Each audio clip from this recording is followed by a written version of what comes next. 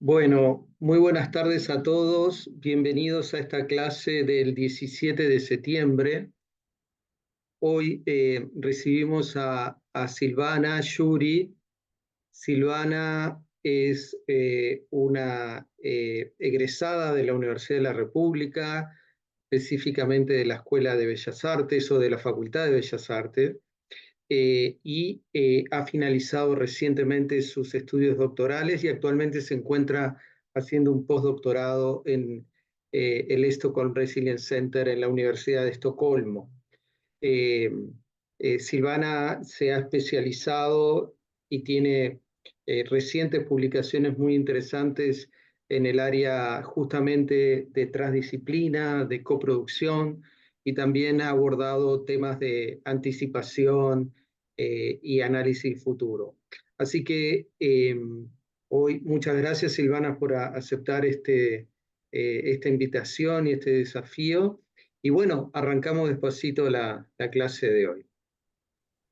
Perfecto, muchas gracias Néstor. Bueno, y a todo el equipo del proyecto por la invitación a participar del curso.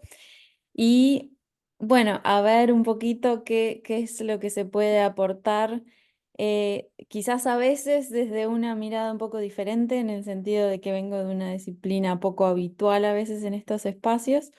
Pero bueno, justamente mostrando que estos problemas complejos se deben abordar desde muchas miradas. Entonces, algo bueno, se los comento en un momento. Un poco para dar el contexto, esta clase está muy vinculada también a la que dio Santiago hace unos días, pero en este caso está enfocado en el tema de diseño para las transiciones que voy a estar introduciendo. Y bueno, cómo lo abordamos en el contexto del Instituto Saras, con Cristina que está presente también, y especialmente los procesos de coproducción y codiseño en el ámbito vinculado a transformaciones o transiciones en sistemas alimentarios. Eh, Quería contarles un poquito cómo va a ser la clase, porque así vamos anticipando esto, y en particular algo importante que es la pausa. Vamos a intentar tomarnos una pausa en la mitad de la clase, así podemos pararnos, bueno, tomar algo, en fin, lo que sea necesario. Pero bueno, vamos a empezar con una introducción a esta temática de transformación de sistemas alimentarios, y quiero comentarle algunas cosas justo asociadas a una publicación muy reciente. Después voy a entrar en la temática de los procesos colectivos y todos estos abordajes codiseño, coproducción, como decía la pausa. Y luego vamos a hablar del diseño para las transiciones, el marco, un poco como lo abordamos como dije, en el contexto del laboratorio que tenemos en Saras. Y luego vamos a intentar hacer un mini ejercicio para que tengan una idea muy básica, ¿no? Del tipo de actividades que se pueden hacer o el tipo de propuestas, muy simplificado, pero un poco para charlar sobre qué sucede cuando intentamos hacer este tipo de ejercicios. Así que les pido que estén preparados para que en esa última parte nos pongamos un poquito a trabajar en grupo mínimamente, pero al menos para probarlo. Y bueno, quiero comentarles que si tienen consultas o dudas, bueno, las pueden ir agregando en el chat, o si es necesario interrumpirme por alguna consulta que está, que urge más, o por aclaraciones, adelante. Y si no, bueno, vamos, yo voy a ir haciendo pausas para chequear un poquito cómo vamos. Así que si les parece bien, arrancamos. Eh, Arranquemos. Perfecto. Quería empezar con este tema de transformación o transición en los sistemas alimentarios. Y justamente nosotros hicimos una publicación hace muy poquito donde hicimos una revisión de literatura de esta temática, porque aunque se empezó a volver un término de moda, al principio costó mucho llegar a hablar de este tipo de cosas, y en estos últimos años un poco explotó. Pero como hay muchas miradas sobre los sistemas alimentarios y muchos abordajes a estos temas desde varias disciplinas, em, y empiezo a aparecer en múltiples publicaciones y espacios, no solo de la academia, sino por fuera en diferentes ámbitos, organizaciones, grupos, en fin, organizaciones internacionales. Empieza a suceder esto de que aparece como una palabra medio de moda o esto que se denomina en inglés buzzwords, que empiezan a ser palabras muy usadas, pero a veces empiezan a perder el sentido. Y bueno, vinculado a este tema, y yo lo destaco porque lo que estamos hablando en este contexto son abordajes sistémicos y abordajes a mirar los sistemas. Entonces, justamente, hay muchas formas de entender a los sistemas alimentarios. Y estos gráficos que están ahí, hay muchísimos gráficos, ustedes ya han visto otros, son también formas en donde ya desde la representación se están mostrando cosas diferentes sobre cómo se están entendiendo los sistemas. Eh, bueno, en estos, los gráficos y las conceptualizaciones de esto pueden partir de diferentes cuestiones asociadas al sistema, los drivers de cambio, las actividades, está el tema de las cadenas o no cadenas, em, los actores implicados, los resultados o objetivos que se buscan. Todo esto se puede organizar de diferentes maneras y explicar de diferentes maneras, pero algo que es muy importante para las miradas sistémicas es considerar las interacciones y retroalimentaciones que existen, y cómo en particular existen entre diferentes ámbitos y diferentes escalas. Escalas que son espaciales, desde un lugar en particular, un predio, un paisaje, una región, en fin, hasta lo global, y las miradas también temporales. Y es por eso que yo voy a estar destacando algunos puntos vinculados a esto en cómo abordamos nosotros este tipo de complejidad. Entonces, simplemente a modo de repaso, un tema que estuvimos explorando en esta revisión de literatura es justamente cómo evolucionó el discurso sobre la transformación de los sistemas alimentarios en las últimas 3 décadas. Específicamente miramos la literatura científica de investigación, únicamente para entender en estos ámbitos si hay un consenso y cómo es que se entiende, dejando de lado otros intereses que pueden pasar por otro tipo de publicaciones. Entonces, esta imagen está mostrando un poco esa evolución en relación a temas y cómo también explota la producción bibliográfica básicamente en la última década. Eh, Esto algo que muestra también muy rápidamente es cómo, bueno, en este gráfico no se puede ver, pero quizás un poquito se sugiere, cómo hay muchas disciplinas que empiezan a producir este tipo de literatura, y cómo algunas ideas, algunos marcos teóricos o algunos hasta discursos empiezan a aparecer más fuertes en determinados momentos vinculados a lo que está pasando. Algo que es muy claro en este tipo de análisis temporal en base a la literatura es, por ejemplo, cómo el discurso, y lo hablo de discurso porque estoy hablando de la literatura simplemente, em, sobre la agroecología aparece bastante fuerte ya en la segunda década, después del 2000 para adelante, y queda, no es que no existiera antes de alguna forma, pero sí empieza como a aparecer más fuerte y queda básicamente establecido, bastante constante durante los años siguientes. Es una constante ahí en todos estos periodos. Y sí, luego empiezan a aparecer otros temas de interés, como bueno, el cruce con los objetivos de desarrollo sostenible, otros conceptos o miradas, como la importancia de la participación y la inclusión, todas las miradas más territoriales o los espacios multiactorales, la importancia de la transdisciplina, un poco más cerca de los abordajes sistémicos, hasta más reciente, intereses sobre el tema de gobernanza de los sistemas alimentarios y justicia, o lo que se conoce también en los ámbitos de la literatura de transiciones como transiciones justas. Esto es simplemente un pantallazo, pero para mostrar que bueno, hay todo un desarrollo donde, por ejemplo, la agroecología fue bastante constante en ese espacio, pero a veces, dependiendo de los marcos que se usan o de los términos que se usan, se alinea a veces a algunas áreas o a otras, y a veces el tipo de análisis sistémico o no tan sistémico puede variar. Justamente porque en la literatura, bueno, se usan algunos términos u otros, no. Eh, y bueno, en particular, en relación a la agroecología, siempre aparece especialmente muy fuerte en Latinoamérica, pero en todo el mundo, asociado al término de transiciones y transición eh, agroecológica.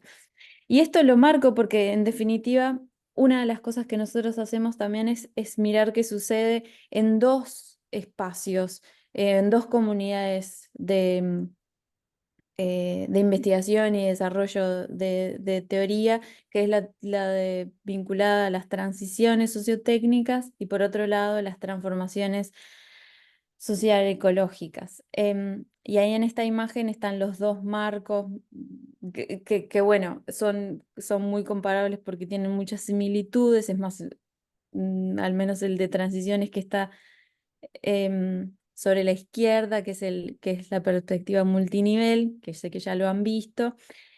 Bueno, influencia también bastante el esquema que está sobre la derecha, pero que está ubicado en el ámbito de la teoría de transformaciones. En estos espacios, esto es solo para decir que hay como dos corrientes teóricas que desarrollan estas teorías, que tienen muchas similitudes, pero también algunas diferencias. El propósito de esta clase no es entrar en esto, y sino, en todo caso, mostrar que de hecho sí hay varias coincidencias, como hablar de las diferentes escalas, hablar de los nichos y del régimen. Y bueno, y como diferentes iniciativas que se encuentran en una escala más chica, que están fuera de los modelos establecidos o dominantes, pueden transformarse, en muchos casos escalar, para volverse más dominantes, y bueno, que en esos procesos hay muchas cosas que suceden. No voy a entrar en mucho más detalles que esto porque sé que lo han visto, y bueno, está toda la teoría que desarrolla y compara todo esto. Pero lo traigo a este contexto porque justamente muchos de los puntos que aparecen en cómo se explican estos procesos y las teorías y estrategias que se sugieren tienen que ver con estas ideas, y estas básicamente teorías de Bueno, cambio. gracias por la información. Obvio que prefiero con ustedes, si tienen lugar y eso. Disculpe, esperen que Ahí. voy a cerrar. Ya quedó. Ya se cerró. Perfecto. Bien. Bueno, entonces, un poco partiendo de ese contexto que sé que ya están bastante familiarizados igual, quería comentar algunas cosas que vimos en este tipo de literatura. Y es que bueno, se centraliza mucho, como decía, las estrategias que se proponen en a veces una aparente dicotomía, si los procesos tienen que ser de abajo hacia arriba o de arriba hacia abajo. Y aunque muchas de las contribuciones que aparecen y de las diferentes teorías que aparecen para explicar cómo sucede el cambio en los sistemas alimentarios, proponen uno u otro y se alinean a estos marcos teóricos, em, en definitiva, también estamos viendo muchas contribuciones que empiezan a proponer otros enfoques un poco más híbridos o matizados, o que en definitiva tratan de evitar esta dicotomía.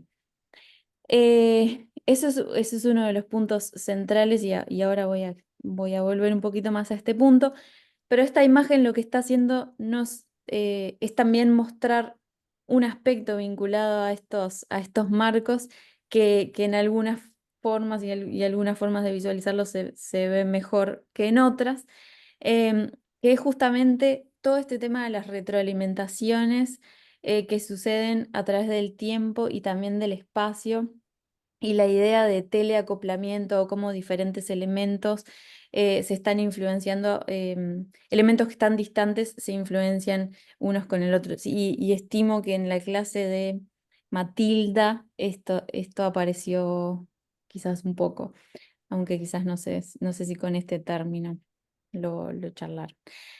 Pero en fin, esa clase me la perdí, disculpas. Eh, pero bueno, esto es otro punto importante para considerar. Y en este contexto de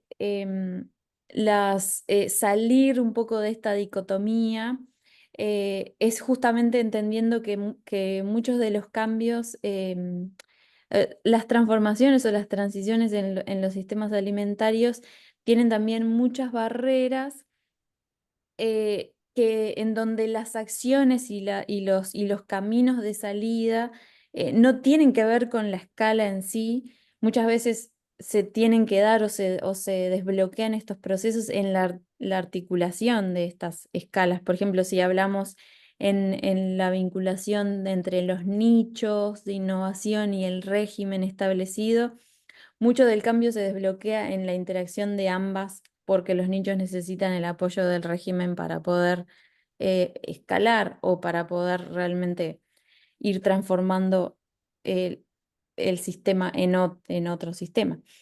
Em, y bueno, en definitiva, esta idea de trascender un poco esa dicotomía reconoce todo esto y reconoce que también es necesario identificar capacidades que son necesarias para avanzar en trayectorias y también en trayectorias que van a ser plurales y que no son únicas.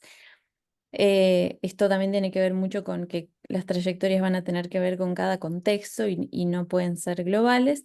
Y también va muy alineado a ciertos desafíos en los que nos podemos entrar y ciertos tipos de objetivos que podemos buscar. Un poco en este gráfico se muestra ahí, bueno, abordar la inseguridad alimentaria, cuestiones de equidad y gobernanza, la alfabetización sobre los sistemas alimentarios y demás.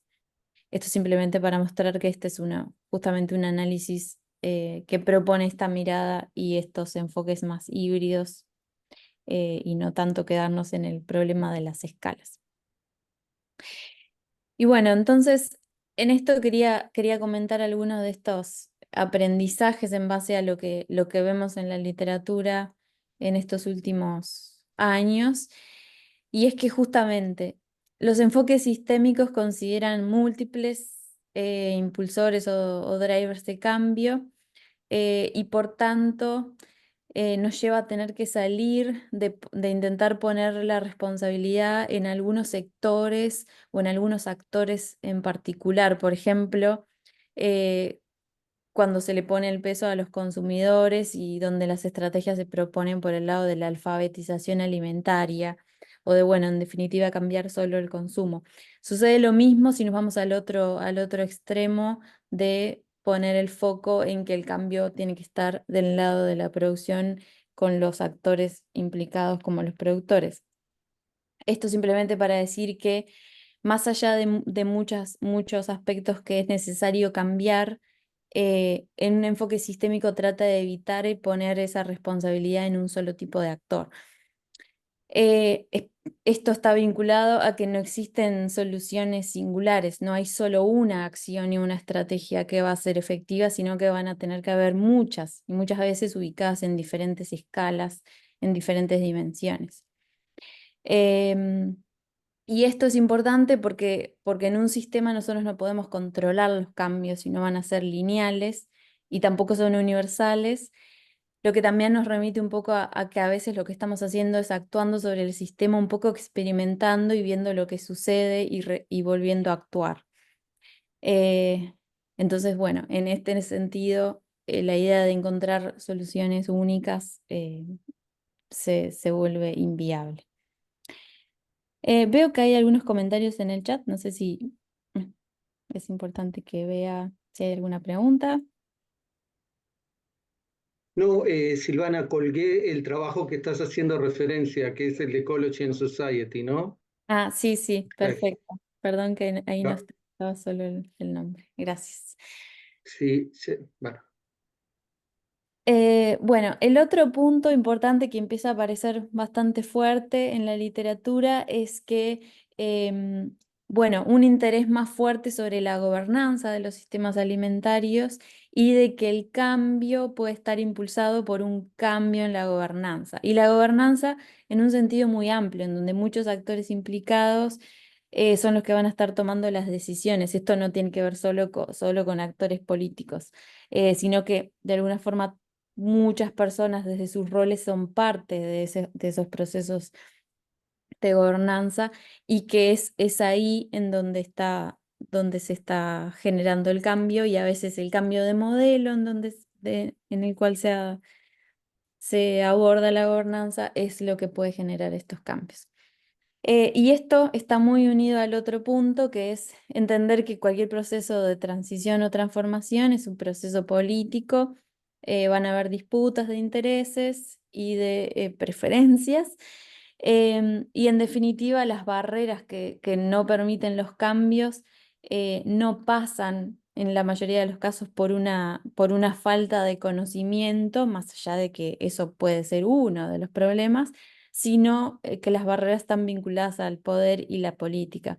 Así que si no reconocemos esto, y en definitiva si no hay cambios en procesos que están justamente controlando determinadas dinámicas o en definitiva efectuando determinado tipo de gobernanza, no va a haber cambio más allá de que las soluciones sean geniales o el conocimiento que se pueda generar sea clave.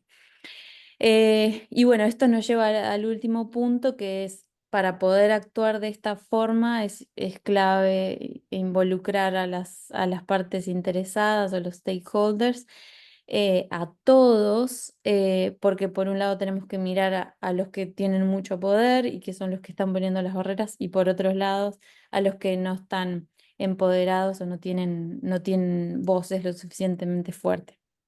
Y cuando entramos en este espacio, que pueden ser todo tipo de plataformas multiactorales o de diálogo o de intercambio, bueno, lo que empieza a aparecer con muchas fuerzas es la importancia de mirar aspectos vinculados a la justicia, es decir, cómo asegurar la participación equitativa, la representación en todos los procesos de decisión, pero también en los procesos en sí, la participación y qué intereses se toman en cuenta y qué saberes y voces se integran y se toman en cuenta. Bueno, como estaba tratando este tema y es algo que está teniendo cada vez más importancia, quería mencionar, no voy a entrar en demasiado detalle sobre este punto, pero mencionar ya que esta semana se lanzó el reporte de la Comisión de la Tierra, Earth Commission, que justamente es un grupo que estuvo trabajando para integrar una mirada de justicia a el marco de los límites planetarios, que sé que también lo han visto, ha aparecido en el curso algunas veces. Y que bueno, es básicamente lo que trae es este debate sobre, bueno, reconocemos los límites biofísicos, reconocemos que en varios sentidos estamos bastante mal, varios de esos límites ya se pasaron, pero esto no tiene solo que ver con, con el sistema Tierra en sí, como sistema vivo y vinculado a los procesos naturales, sino también a cómo se toman decisiones en relación a eso y cómo se distribuyen las responsabilidades y y los aportes, los beneficios en relación a esto. Entonces, bueno, esto salió esta semana, hace 3 días este reporte y les motivo a buscarlo y entrar en más profundidad, en donde, bueno, se identifican estos límites de cómo, en qué rangos estamos no solo en un ámbito seguro, en términos más bien ambientales, digamos, sino también en un espacio justo para todas las personas de la Tierra y no solo los animales humanos, sino los no humanos. Entonces, esto integra lentes de justicia en los procesos, lentes de justicia en la distribución, como decía antes, en la responsabilidad intergeneracional, intrageneracional, es decir, con los pares, con las generaciones del pasado y del futuro, reconocer los daños que se han hecho y tomar responsabilidades en base a eso, considerar las implicancias para el futuro, pero también interespecie. Así que bueno, es un marco súper amplio que pone varios temas sobre la mesa que no estaban establecidos y ellos encontraron una forma, más allá del desafío, de medir y de poner todo esto en los mismos parámetros, que es, bueno, bastante complejo, pero es bien interesante lo que surge ahí. Así que bueno, quería comentarlo porque es algo bastante interesante que surgió y que se acaba de lanzar. Bueno, y entonces, un poco para traer de nuevo este tema de, en base a lo que aprendemos, un poco de lo que sucede en la literatura vinculada a la transformación o transición de los sistemas alimentarios, lo que hicimos fue intentar proponer una definición que permitiera aclarar un poco y tratar de sacar la ambigüedad que existe en muchos de estas publicaciones o cuando simplemente se dice transformaciones y no se sabe muy bien de qué se habla. Y bueno, una definición que en definitiva explica qué tipo de transformación y un poquito empieza a explicar cómo es el proceso, de qué se habla cuando se habla de estos procesos de transformación o transición. Entonces, voy a ir repasando las tres partes y en realidad también quiero contar que parte del contexto de plantear esta definición es que esto informa mucho las cosas que de hecho yo voy a seguir contando y un poco sintetiza estos puntos que yo fui trayendo que aparecen como aprendizajes de la literatura. Entonces, bueno, lo que es muy claro en este espacio de la literatura de investigación científica es que las transformaciones o transiciones de los sistemas alimentarios se refieren a reconfiguraciones significativas y esto involucra las actividades, los actores, los resultados y las relaciones que existen en el sistema alimentario. Todo esto explícitamente para alejarse del actual modelo industrial globalizado. Esto es bien explícito, no hay demasiadas dudas en la literatura sobre esto. Y así garantizar modelos de producción y consumo sostenibles, resilientes y justos. Y acá aparecen todas estas palabritas clave, pero también mostrando justamente que implica todo el espectro. Bueno, los procesos transformadores entonces exigen un rediseño colectivo e inclusivo. Y esto abarca un poco desde la reimaginación hasta la regobernanza, trayendo un poco esto que dije de la importancia de la gobernanza y los espacios colectivos, pero también de por sí pensar en estas transformaciones también implican un desafío creativo. Y bueno, en este proceso de rediseño está abocado a los componentes del sistema y esto debe hacerse a través de plataformas donde la gobernanza, las prácticas, el poder y el cambio de valores pueden llegar a debatirse y promoverse a múltiples escalas, como lo mencionaba antes. Entonces, bueno, tiene que ver con que todos esos aspectos van a tener que ponerse un poco en cuestionamiento y es ahí donde se va a negociar y donde se puede generar el cambio. Entonces, el rediseño del sistema alimentario desde esta mirada se ve como un proceso ético y político. Está 100% cargado de valores y preferencias y está basado en contextos en particular. Y debe gestionarse y fomentarse colectivamente de forma adaptativa, porque son procesos que están en marcha, de forma comprometida y, como mencioné antes, creativa también.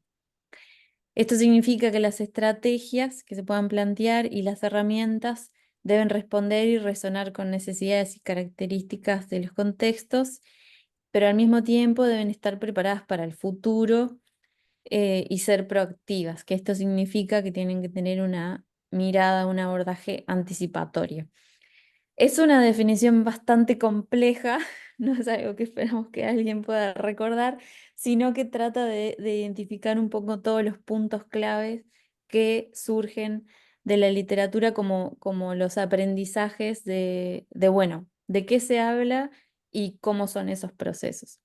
Y un poco creo que esto ya ha aparecido en el curso en diferentes formas y como comentaba hoy, especialmente en relación al abordaje de ecoinnovación, por ejemplo, que tienen, y de los laboratorios vivos que tienen mucho de estos elementos. Bueno, acá quiero ver un poco si hay algunas preguntas o dudas, o si es útil tener un poco como una especie de definición, síntesis. Sí, adelante. Silvana, no, un punto que tú tocaste que tiene que ver justamente con este concepto de teleacoplamiento.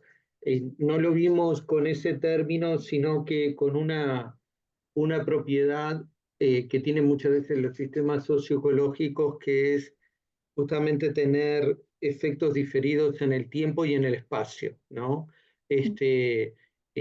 Un ejemplo claro de teleacoplamiento es, bueno, muy difícil de comprender las transformaciones del uso del suelo en América Latina sin tener en cuenta o sin entender los procesos y transformaciones socioeconómicas en China e India y las repercusiones que eso ha tenido en términos de consumo de alimentos, ¿no? Quería aclarar ese punto porque es un gran desafío desde el punto de vista justamente de cómo diseñamos estrategias pensando eh, en caminos proactivos y anticipatorios, ¿no? Porque justamente anticipar estos efectos diferidos en el espacio no muchas veces resulta fácil para nada, ¿no? Sí, exacto. Es un desafío grande, pero a la vez esto lo recalcamos y aparece en la literatura, aunque a veces no se habla tanto de esto del teleacoplamiento, pero es que eh, básicamente lo destacamos porque no se puede ignorar, en definitiva, y porque muchas veces va a ser el punto o la fuente de los grandes sorpresas o como sacudones también.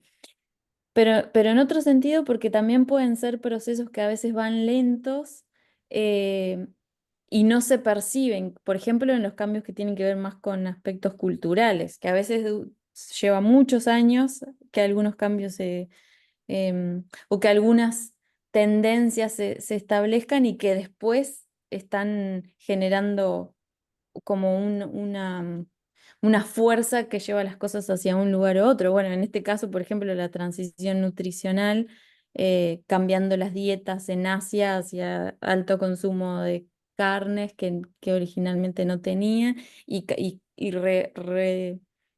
rearticulando todo el mercado global en relación a algunos commodities. Y quizás la atención sobre el aspecto cultural o nutricional en este sentido no es algo que tenía tanto, que necesariamente tiene tanta atención. Sin embargo, es un hecho. Y esto del teleacoplamiento en los sistemas aparece también mucho en relación a observar qué sucede entre instituciones. Hay literatura que está basada en eso, en ver, y se sugieren hasta marcos sobre cómo analizar estos procesos de teleacoplamiento. Eh, y bueno, en eso puede ser útil revisar esto para ver si hay herramientas que nos permiten aprender un poco más o ser usadas para pensar cómo abordar este desafío. Así que es todo. Preguntas o dudas, adelante, adelante.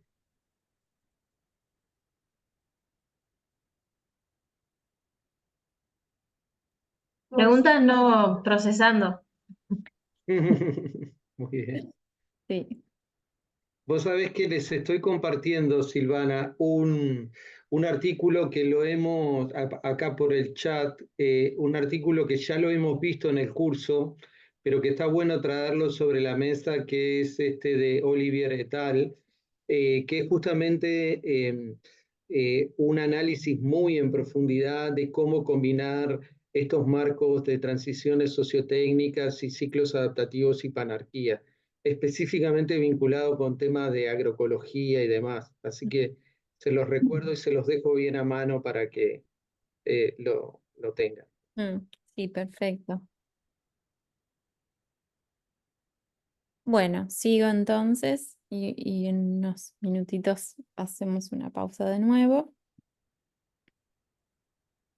Quería entrar ahora entonces en el tema de estos procesos colectivos o multiactorales, porque justamente, como mencionaba, es una de las estrategias centrales para que estos procesos se den, porque los procesos de transición y de transformación son necesariamente colectivos, y las formas y las plataformas que más funcionan, especialmente para justamente trabajar en la gobernanza, en los cambios en la gobernanza, es desde estas plataformas, que pueden tener muchas formas, ¿no? Los laboratorios en uno, puede ser otras modalidades, pero en definitiva, plataformas multiactorales. Y justamente en este contexto, como empieza esto de la participación y de lo colectivo, colaborativo, y la importancia que muchas veces tiene el diseño de estos espacios, pero también cómo se entiende el diseño en estos espacios.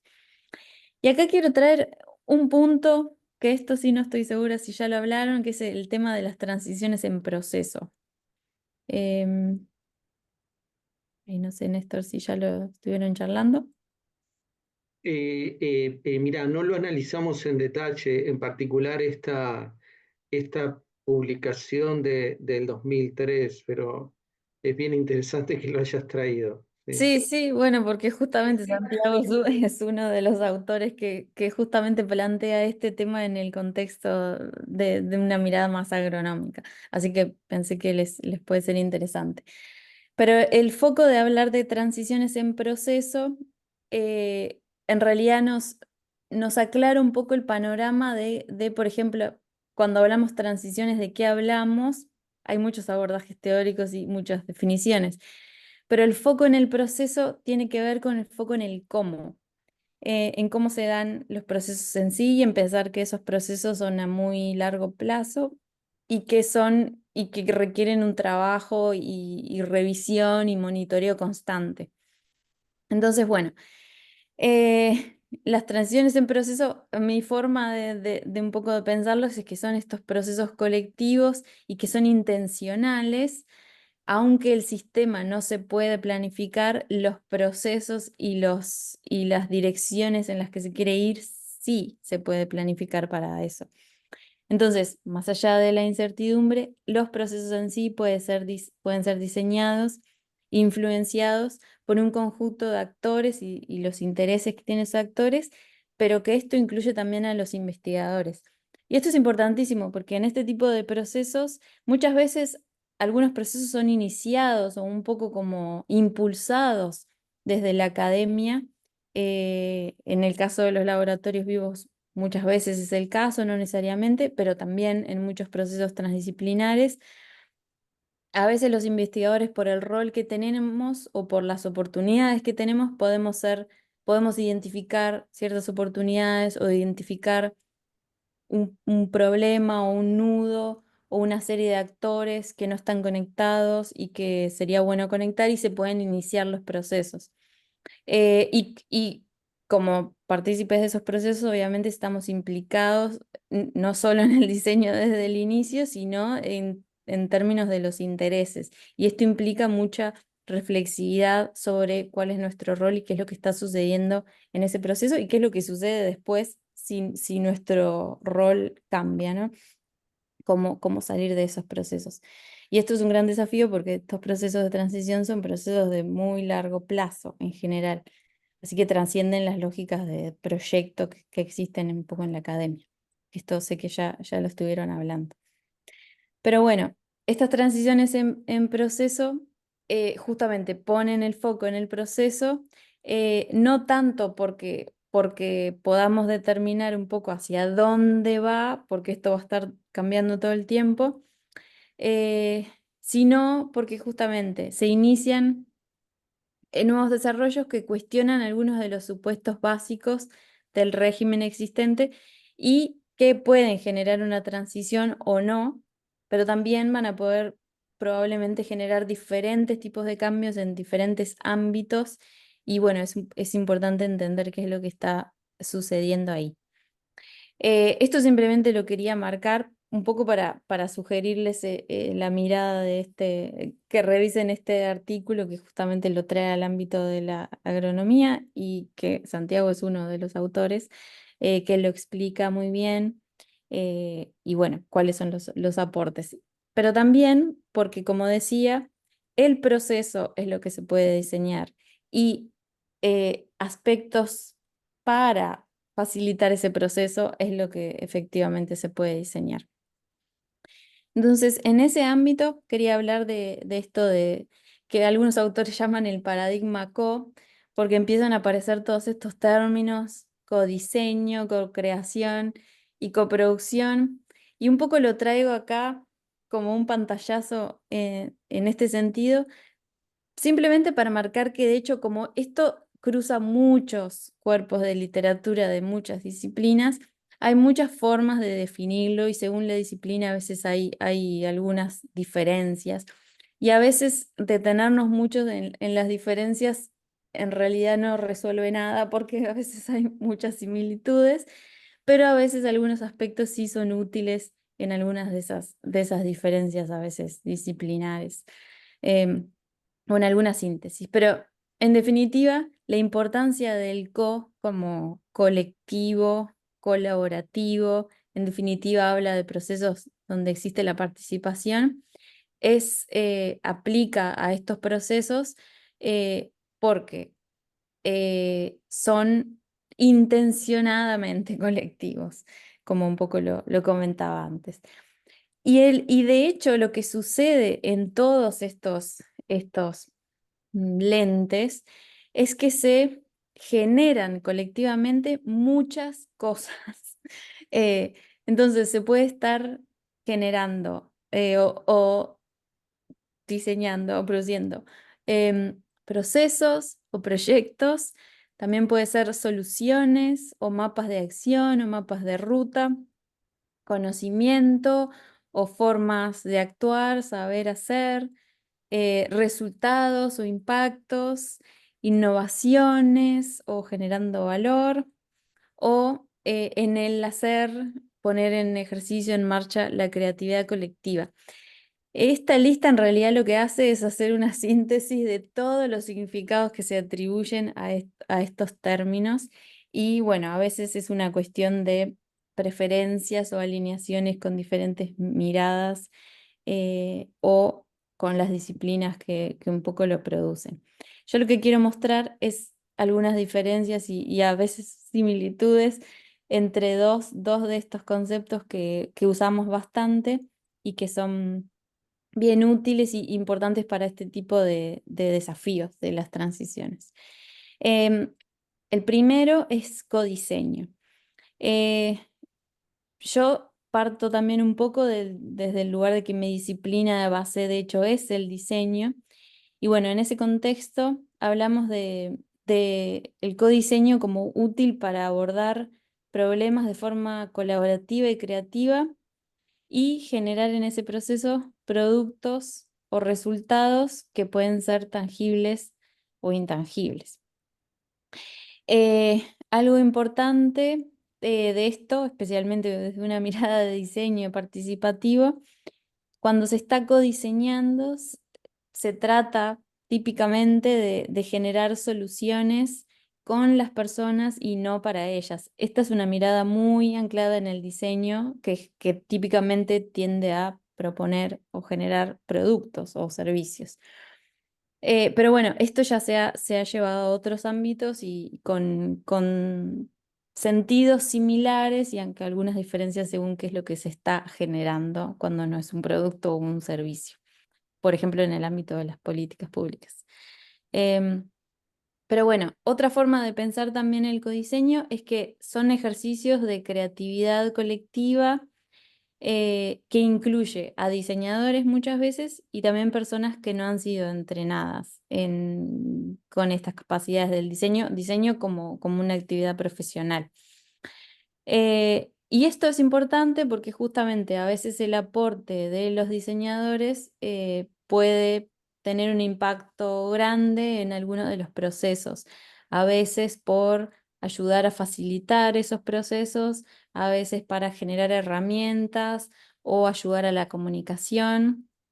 Y bueno, y también como proceso de resolución de problemas creativo, también los diseñadores tienen como mucha experiencia en trabajar de esta manera y pasar por procesos que son un poco como se ven en el gráfico de abajo, que se suelen describir como procesos que van desde la inspiración a la ideación y luego la implementación.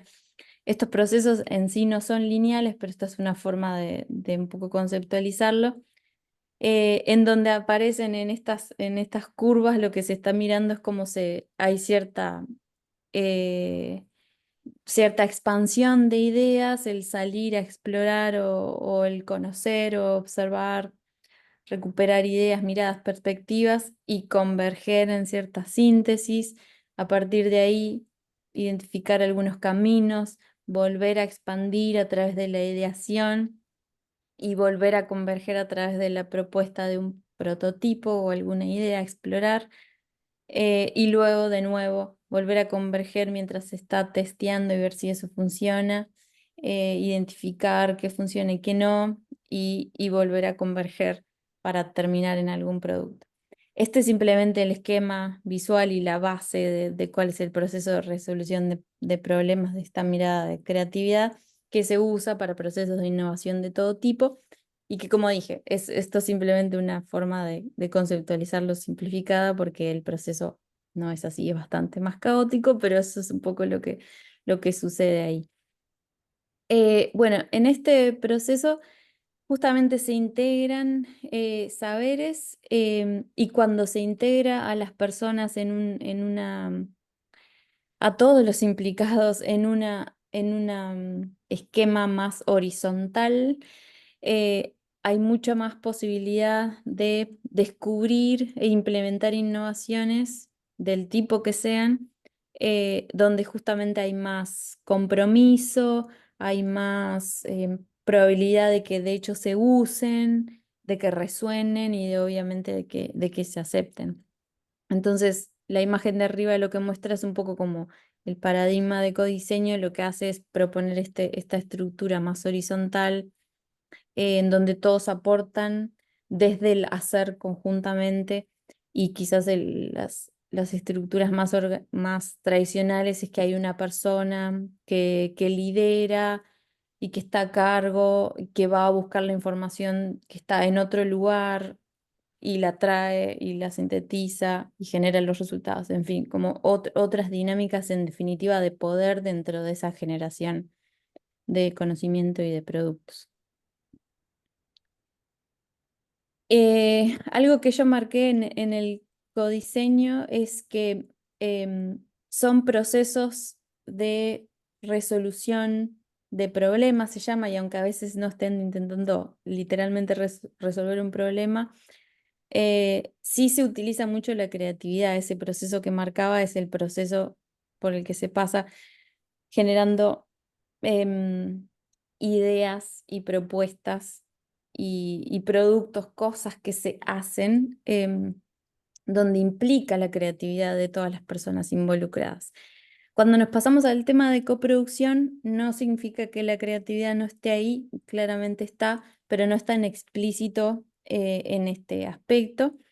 Cuando hablamos de coproducción, en general, en este caso estoy trayendo la definición de Nordstrom, que toma un poco la idea de que hay varios, como mostré antes, varios de estos términos, en definitiva, hablan de cosas muy similares, pero una forma sencilla de explicarlo es que estos procesos, cuando son transdisciplinares, por ejemplo, colectivos, em, justamente generan la producción de conocimiento colectivo, la coproducción de conocimiento, y que en el contexto de la sostenibilidad se definen como procesos iterativos, colaborativos, que involucran distintos tipos de experiencia, conocimiento y actores para producir conocimiento y caminos hacia un futuro sostenible. Es esta identificación de hacia dónde queremos ir colectivamente, o está también costado como anticipatorio. Entonces, esto, aunque es explícito sobre el aspecto de coproducción de conocimiento, no solo implica que se genera conocimiento en estos procesos, sino también se desarrollan capacidades, se construyen redes, se fomenta el capital social o se implementan acciones que puedan contribuir a los objetivos que nos planteamos, en este caso, hacia la sostenibilidad. Y entonces en esto, un poco cerrando el círculo de lo que planteaba antes, lo que sucede es que se reconocen y se generan resultados y productos, pero también hay mucho de lo que se produce colectivamente está en el proceso en sí. Y por eso esto de que marcaba de la importancia de las transiciones en proceso. Bueno, y un poco para ir terminando esta parte, y ahora les abro el espacio también para preguntas, quería comentar y traer un poco el ejemplo de un proceso que realizamos en Saras hace unos años, justamente sobre la temática de transformación de los sistemas alimentarios en el contexto uruguayo, y que justamente el diseño y el codiseño y la coproducción de conocimiento tuvo un rol central en todo un proceso de 3 años, un proceso transdisciplinar, que incluso se podía observar como proceso en muchas escalas y a través de muchos elementos que existían separados, pero que interactuaban para generar un todo. Y bueno, en este espacio se diseñaron muchas cosas. Se diseñaron los procesos, se diseñaron los espacios de diálogo, que fueron muchos de ellos multiactorales. Se diseñaron herramientas para propiciar estos diálogos. Se diseñaron planes de acción sobre lo que se hacía durante el proceso, pero también lo que se podía realizar después, y algunos de esos caminos se han empezado a explorar. Se diseñaron productos tangibles, se hicieron desde reportes, sitios web, podcasts, artículos académicos, de todo tipo de piezas. Y se diseñaron también narrativas de cambio de hacia dónde se quería ir, o bueno, cuáles eran las visiones de las trayectorias que podían tomar el sistema alimentario en el contexto uruguayo. Esto es simplemente como una síntesis y un ejemplo que lo pueden revisar. Está un artículo académico que explica todo el proceso, hay un reporte que explica todo lo que se generó, y que bueno, muchas de las personas que están acá o que bueno, o que participan en el curso han estado implicadas en estos procesos. Y bueno, es un ejemplo muy claro de cómo se pueden diseñar muchas cosas, se pueden coproducir también muchas cosas, pero esto implica ser consciente de la importancia de esos procesos. Y algo que quiero traer, me había olvidado de esta, que ahí un poco se muestra un pantallazo de los procesos, cómo fueron en persona, online, todo esto llevó un diseño atrás, y también algunos de estos productos que mencionaba, desde web, herramientas, publicaciones, en fin, videos. Y algo que quiero mencionar es que justamente con esta importancia de los procesos, y de cuánto tienen que ser cuidados para que esto funcione, quería simplemente traerles para dejarles material si les interesa revisar después el artículo donde explicamos todo este proceso de este ciclo de Saras, que es el de arriba, y también uno reciente de abajo, en un contexto en Suecia, trabajando sobre el tema de la gobernanza del agua.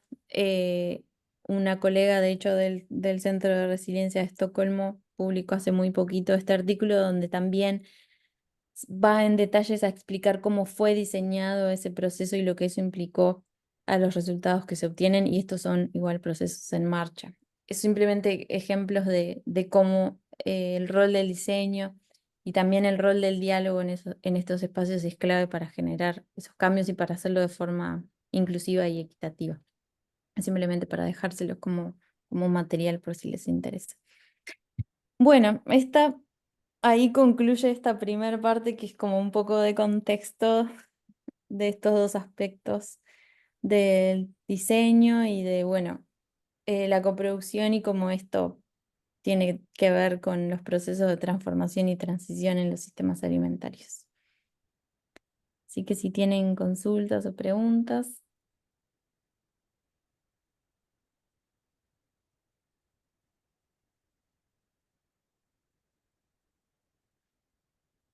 Sí, adelante. No, un comentario, creo que yo le fui compartiendo a medida que miraba la literatura. Si pasás a la placa anterior, busco el trabajo, justamente este último que mencionabas, eh, y trato de pasárselo, pero les quería recomendar que justamente ese trabajo de Nostrom de 2020 es muy interesante porque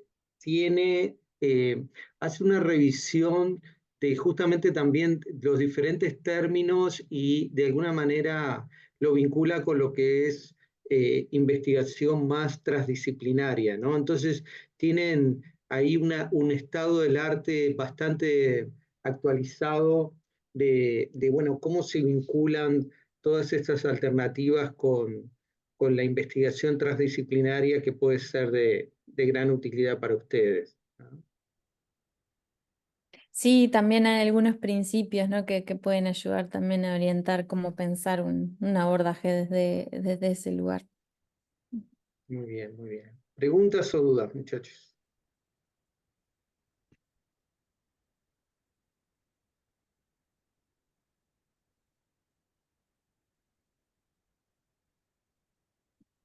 María Eugenia Carriquiri, adelante. Sí, perdón que no puedo abrir la cámara, pero quería pedirte si podías porque en general tenemos asociado esto de la coproducción o el codiseño referido a productos como más tangibles, ¿no? Se codiseña una solución tecnológica o una máquina, pero tú hablaste de codiseño de procesos. Y me quedó como resonando, porque a veces me parece, en mi experiencia de trabajo, que los procesos de participación o los espacios de trabajo colectivo entre actores distintos, a veces no tienen el pienso, entre comillas, previo suficiente, ¿no? De pensar el espacio, los tiempos, las dinámicas, las distintas características. Me gustaría si puedes profundizar un poquitito más en esa idea. Sí, sí, claro, María Eugenia, qué bueno que lo mencionás ya también desde tu experiencia, porque es exactamente eso, es un poco eso lo que informa que estos dos artículos que están acá en la pantalla, lo que hacen es hablar más del proceso. Porque en definitiva, siempre cuando se reportan los resultados de todo este tipo de ámbitos, se va derecho a los resultados y no sabemos mucho sobre cómo es que se generó, cómo es que se llega a eso. Y el tema es que el diseño de esos ámbitos es clave para determinar qué tipo de resultados realmente se pueden lograr y quiénes se pueden integrar y cómo. Entonces, esto también es clave para esta pregunta sobre los aspectos de justicia. Si las dinámicas, o desde la agenda hasta las dinámicas que va a haber en una reunión, no se diseñan siendo conscientes de, bueno, todas las- todos los aspectos que nos interese, desde las posibles dificultades, posibles tensiones, cómo hacer un espacio que sea ameno para gente de diferentes ámbitos, con diferentes tipos de conocimiento también. Eh, bueno, todo esto va a determinar mucho qué es lo que va a resultar. O incluso sin tener claro qué tipo de resultados se busca, ¿no? Que bueno, eso quizás no es tan común. Los investigadores son bastante buenos en saber hacer eso. Pero bueno, el diseño de esos espacios es central y no es algo que tenga que ser relegado a los últimos minutos para pensar, bueno, armamos así la agenda. Eh, el diseño puede implicar muchísimo trabajo y eso va a ser determinante en lo que se logra. mucho de lo que a veces se diseña es todas las herramientas para facilitar ese proceso y poder llegar a los resultados que se quieren llegar. O cómo generar herramientas para abordar algunos desafíos, por ejemplo, diferencias de poder entre las personas que participan, cómo integrar varias voces, muchas que no van a estar, se van a sentir incluidas o cómodas, cómo equilibrar, cómo ponerlos de repente todos al mismo nivel. A veces estas cosas es parecido a cómo se diseña una clase, pero eso también tiene mucho que ver con si se diseña o no se diseña. Entonces, no sé si eso aclara un poco más. Y estos dos artículos hablan mucho más del proceso más allá de, de los resultados. Muchas gracias.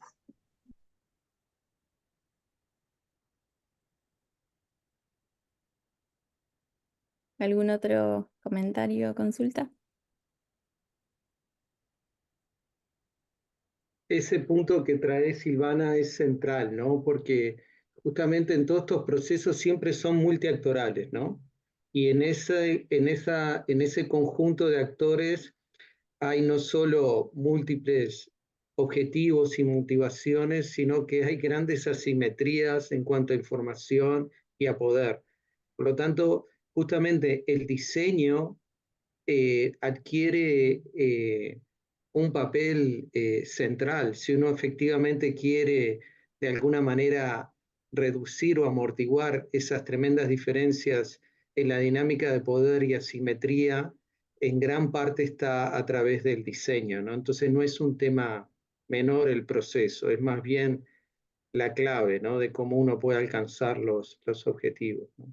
Sí, y algo que puedo contar en más detalle es que, como un ejemplo concreto, que en este caso no tiene que ver con aspectos vinculados a la tierra, sino al mar, en un proyecto en donde participo vinculado a pesquerías artesanales. em, un ejemplo concreto de para poder generar un espacio de verdadera integración de saberes. em, Fue a través de utilizar el collage, que es una técnica, y tenemos ciertos métodos que hemos desarrollado en el laboratorio, justamente explotando estas potencialidades de algunos métodos basados en las artes, que es a través del collage. Trabajamos para articular, para generar una visión, yo luego voy a contar un poquito más sobre esto, visión de futuro, bueno, involucrando a muchas personas de diferentes ámbitos y muchos pescadores, entre otras personas. Y en realidad algo que parecía que quizás no iba a funcionar, porque algunos hasta pensaban que era una idea media loca hacer que los pescadores se pusieran a trabajar en collage. Y lo digo en estos términos porque fue así como surgió en las conversaciones mientras planificábamos estos espacios. De hecho, fue todo lo contrario, fue un éxito esa reunión y lo que se logró generar colectivamente como productos, como un montón de datos que teníamos, pero también lo que generó en la unión y en la colaboración de esas personas por el tipo de ambiente que se generó en ese espacio y el tipo de conocimientos y saberes a los que pudimos llegar por estar trabajando de esa forma. Hubo gente que nos dijo, yo llegué y no entendí nada, la gente estaba trabajando, haciendo collage, no entendí qué estaba pasando. Pero incluso los que eran más escépticos al inicio nos agradecieron poder generar ese espacio y que era quizás lo menos obvio, lo que nadie se esperaba. Pero bueno, luego de pasar como la barrera inicial, realmente destrancó muchos procesos y fue clave. Y ese es un ejemplo de esto bastante hasta pintoresco. Muy bien. Si quieren, hacemos un descansito de 5 minutos.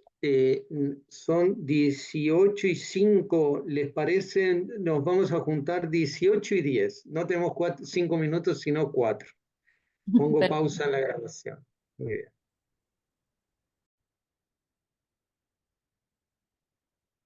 Muy bien.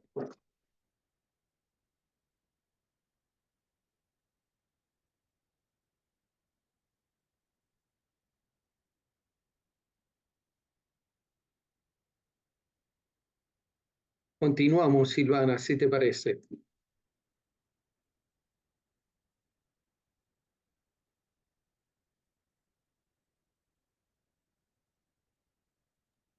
Sí, se me pierden los controles. Se pierdo el control del Zoom. Bueno, ahí seguimos. Eh, bueno, en esta segunda parte, como les conté, quería entrar en este tema del diseño para las transiciones y especialmente plantearlo como un marco anticipatorio y pluriversal para acentuar algunos de sus características, más allá de que tiene muchas. Bueno, el diseño para las transiciones es un marco teórico y práctico, o para informar la práctica, que surge desde el campo del diseño. En ese ámbito es bastante novedoso, está enfocado o planteado como un abordaje transdisciplinar, holístico y dinámico, y que busca fomentar cambios a nivel de los sistemas. Esto en el ámbito del diseño es nuevo, en otros ámbitos no necesariamente, pero sí es muy complementario porque sinergiza con otros tipos de abordajes que plantean ideas similares y que son transdisciplinares, y resalta mucho este costado del diseño que mencioné, que abre algunas oportunidades. Bueno, el diseño para las transiciones parte de la base de que las transiciones se desarrollan sobre horizontes temporales largos, como planteé antes, como en el contexto de los sistemas, y trasciende mucho la idea más clásica del diseño, como mencioné antes, como generador de productos, solo aplicable en ámbitos comerciales y solo tomando teorías o mirando a los sistemas sociotécnicos. En este contexto hablamos, en todo caso, de todos los sistemas integrados, sistemas sociotécnicos, ecológicos. Algo que es una característica importante de este abordaje es pensar en cómo recuperar, integrar o reforzar iniciativas que ya existen. Y esto puede tener diferentes formas. Tiene un interés particular por potenciar la innovación social, como dije, justamente la innovación no tanto tecnológica, sino en otros tipos de procesos de cómo abordar problemas que pueden involucrar la tecnología, pero no solo. Y también en particular busca transformar narrativas, comportamientos y también posturas de las personas, el comportamiento, y también un poco cómo nos paramos. Por eso también hablamos de que incluso implica cambios en cómo pensamos el diseño y cómo diseñamos.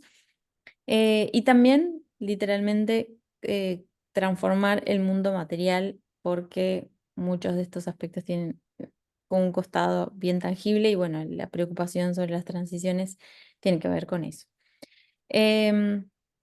Otro aspecto importante de este tipo de abordaje es pensar en las transformaciones profundas, que es lo que tiene que ver por qué hablamos no solo de comportamiento, sino también un poco de las narrativas y de los supuestos y formas de ver el mundo.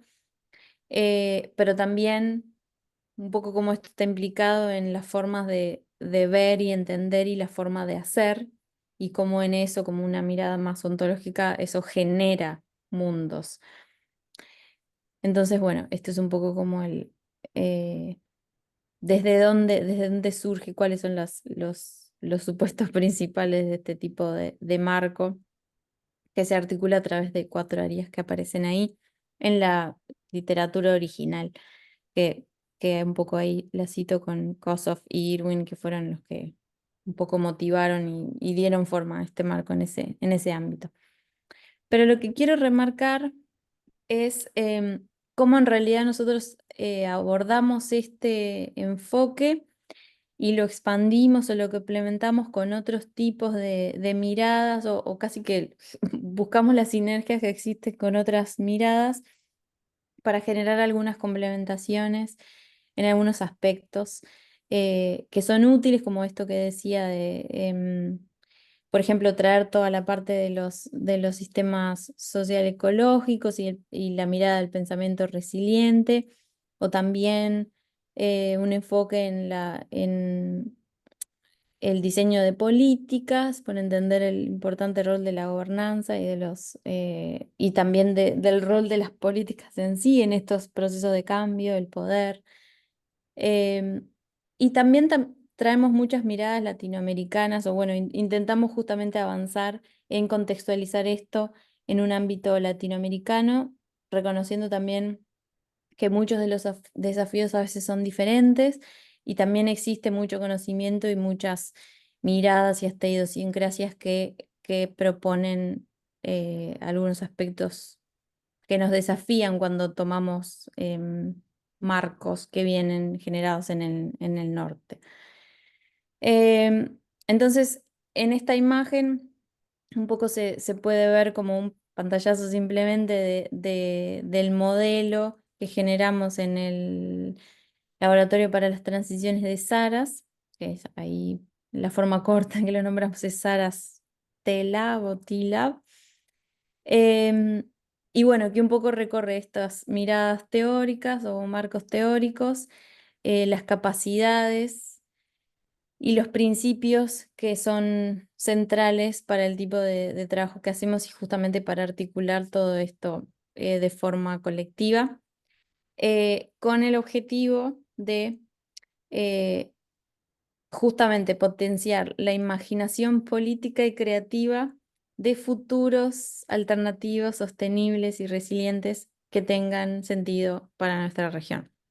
Y hablamos de imaginación política y creativa porque justamente esto trae esta idea que yo mencioné antes de justamente pensar en reconfiguraciones de los sistemas hacia otros sistemas alternativos que tengan sentido para nosotros, y eso plantea un desafío creativo y que en ese proceso creativo y colectivo, de hecho, tiene implicancias políticas. Entonces, casi que tiene sentido hablar de imaginación política en este contexto, en donde estamos dando forma al mundo y como recreando mundos.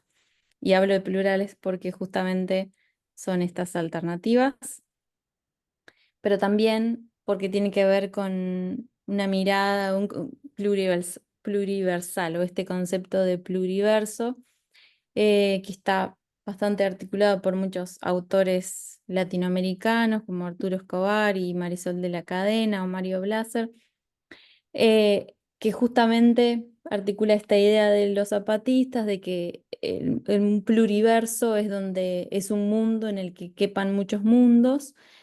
Justamente es trascender la mirada de un mundo singular, eh, reconocer la diversidad de cosmovisiones, cosmologías, formas de hacer y de entender que de hecho existen.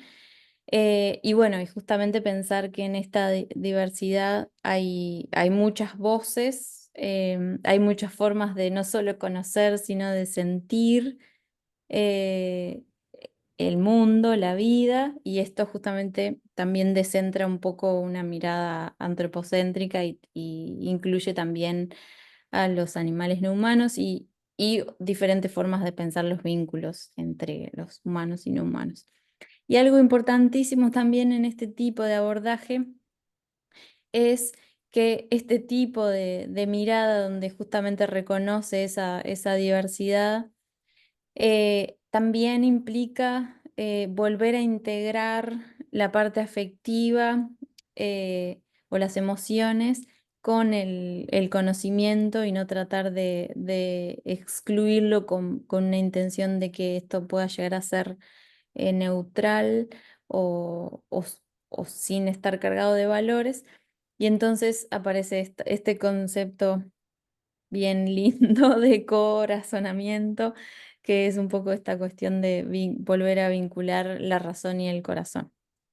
Entonces, bueno, en este ámbito, un poco lo que esto significa en la práctica es reconocer saberes y sabidurías plurales. Acá aparece mucho el intercambio de saberes, que está muy instalado en el contexto uruguayo, se usa bastante en Latinoamérica, y esto es un valor importante que en otros ámbitos a veces no es tan común. El reconocer que existen diferentes sistemas de conocimiento y diferentes formas que puede tener el conocimiento, y por eso se vincula con esto de los métodos que usamos van a poder aceptar o no o excluir algunos sistemas y tipos de conocimiento. Con esto también tiene mucho que ver con la idea de que nosotros nos podemos basar en varios tipos de evidencia o aceptar como válidos algunos y otros no, y justamente esta mirada parte de una idea mucho más abierta y plural de que los diferentes tipos de evidencia son válidos y aportan diferentes, por decirlo de alguna forma, matices, pero no es que uno esté por encima del otro. Y es en todo este contexto que justamente resuena con esta idea de que hay muchas cosmovisiones y cosmologías, formas de entender el mundo y el universo, la creación del mundo. Eh, Esto justamente para aceptar todo, como dije antes, las dimensiones afectivas y espirituales también. En esta mirada nosotros reconocemos que el tipo de cambios profundos que implican las transiciones y las transformaciones, en definitiva, requieren un tipo de cambio que se asimilan a una revolución que es cultural y espiritual al mismo tiempo, y que tiene que ver con como una reeducación en valores y abrazar, como decía, lo que va más allá de la razón, también lo afectivo y espiritual, como mencioné. Entonces, bueno, desde este lugar nosotros entendemos los procesos dentro de este contexto de transiciones, y lo que tratamos de fomentar desde el laboratorio es justamente un poco influenciado o inspirado en aquello que mencioné antes de estos procesos creativos, iterativos, que en definitiva no son lineales, pero que aparecen muchos aspectos como de convergencia y divergencia, pero donde se dan ciertos aspectos o ciertas fases que a veces se pueden conceptualizar como fases, que son claves para procesos de cambio colectivo, en este caso de transiciones o transformaciones, y que es clave para cualquier proceso transdisciplinar o de coproducción, que en definitiva tiene que ver con entender el sistema o un problema como un sistema, y esto implica identificar las causas que están en la raíz y revisar esto en el presente, pero en el pasado también. Luego avanzar hacia procesos de coproducción, identificación de visiones de hacia dónde se quiere ir, y luego trabajar sobre la experimentación, explorar las alternativas o los caminos posibles y cuáles son las estrategias que se pueden tomar y cuáles acciones, experimentar con eso y luego monitorear, evaluar y prestando mucha atención al aprendizaje, a los procesos de aprendizaje que se dan en este espacio. Esto un poco está diciendo un poco lo mismo que ya mencioné antes, y que también tiene que ver, ustedes ya lo estuvieron viendo con lo que proponía Santiago con los laboratorios vivos. En definitiva, los procesos son el mismo tipo de pasos, que son, bueno, claves para este tipo de procesos. En este caso nosotros lo visualizamos de esa forma. Pero algo que quiero profundizar con ustedes y bueno, tratar de explorarlo un poquito también en la práctica, algo que hemos aprendido mucho y que es central en el laboratorio es el foco en el desarrollo de capacidades, y por eso yo resaltaba esto de los roles del diseño. A veces no es tanto, por ejemplo, conocer sobre algún marco o algún método y pensar que así como está planteado en abstracto se puede usar y va a funcionar y va a ser exitoso, sino que el poder ponerlo en práctica implica una serie de capacidades que no necesariamente están desarrolladas, y el trabajar de esta forma colectivamente con estos desafíos en la incertidumbre y demás implica que es necesario desarrollar ciertas capacidades que la formación tradicional no necesariamente fomenta por sí sola. Entonces, algunas de esas capacidades son, bueno, la capacidad de monitorear y evaluar procesos, la capacidad de integrar conocimiento transdisciplinar, que es bastante complejo, la capacidad para la creatividad transformadora, que es un poco lo que quiero mencionar un poco en más detalle, la capacidad para intervenir sistémicamente con estos desafíos de multiescala, de temporal, espacial y demás, las interacciones, y la capacidad adaptativa de experimentación y los mecanismos de retroalimentación, justamente con todas estas dinámicas en constante movimiento. Y bueno, algo que aparece ahí que yo quiero destacar y que no aparece listado explícitamente acá, que tiene que ver mucho con la capacidad para la creatividad transformativa, es el aspecto de la anticipación que yo mencioné antes y que en muchos casos nos permite también avanzar en estos procesos de integración de conocimiento cuando identificamos objetivos comunes. Entonces, nosotros cuando pensamos en procesos de transición, también una forma de simplificarlo es pensar que bueno, va a haber un cambio de una situación, un estado de un sistema hacia otro. Y en este tipo de abordaje que proponemos proactivo, nos interesa particularmente identificar esos puntos de llegada, esos futuros, eh, a través de visiones deseables. No intentamos hacer modelos de predicción ni de probabilidad, sino en un grupo colectivo identificar justamente cuáles son las visiones a largo plazo que se tienen, visiones de lo preferible, lo deseable, y que es justamente donde muchas veces se pueden identificar los acuerdos más allá de muchas diferencias que pueden existir en el presente. A partir de la identificación de esas visiones u ciertos objetivos, se puede hacer un proceso que se llama backcasting, que es como volver al presente para identificar las acciones o las estrategias que hay que tomar para avanzar en esa dirección. Y así es como se trazan estas trayectorias o caminos de transición. Y algo importante que sucede en este proceso es la identificación de muchas acciones que nos pueden llevar hacia esos futuros, muchas acciones posibles, que significa que no, y muchos caminos posibles, que significa que no hay una sola solución, una sola estrategia o una sola acción. Y al revés, justamente al reconocer que vamos a necesitar muchas, en muchas escalas diferentes, con muchos actores diferentes, con muchos impactos diferentes, para ir avanzando hacia ese futuro deseado. Y bueno, esto es un poco como la forma de usar o aproximarnos al futuro, usar el conocimiento del futuro para informar las decisiones en el presente, no para predecir, sino para tener mayor agencia en qué caminos efectivamente se van construyendo.